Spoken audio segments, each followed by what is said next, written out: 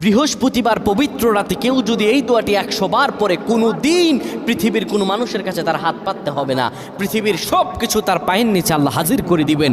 দারিদ্রতা থেকে মুক্তি দান করবেন, বিপদ আপদ থেকে মুক্তি দান করবেন, তার সম্মানকে সুউচ্চতা দান করবেন, অসুস্থতা থেকে দূরে রাখবেন, আল্লাহর অশেষ দয়া ও রহম তাকে দান করে দিবেন। সুবহানাল্লাহ। বৃহস্পতিবার রাত এটি গুরুত্বপূর্ণ রাত। এই রাত সপ্তাহে একদিন আসে। আরবিতে রাত আগে আসে, দিন পরে আসে। সুতরাং বৃহস্পতিবারের যে দিন গিয়ে রাত, এটি বৃহস্পতিবার রাত নয়, এটি শুক্রবারের রাত, এটি জুমাবারের রাত, এটি দোয়া কবুলের রাত, আল্লাহর কাছাকাছি হওয়ার রাত। সুবহানাল্লাহ। এই বৃহস্পতিবার রাত আল্লাহ তাআলা বান্দার দোয়া কবুল করেন। কেউ যদি বৃহস্পতিবার রাতে ঈশা নামাজের পরে পবিত্র হয়ে ইয়া হাইয়ু ইয়া হাইয়ু ইয়া হাইয়ু ইয়া রফিয়ু ইয়া রফিয়ু ইয়া রফিয়ু এই দোয়াগুলো পড়তে পারে 100 বার, আল্লাহ রাব্বুল আলামিন তার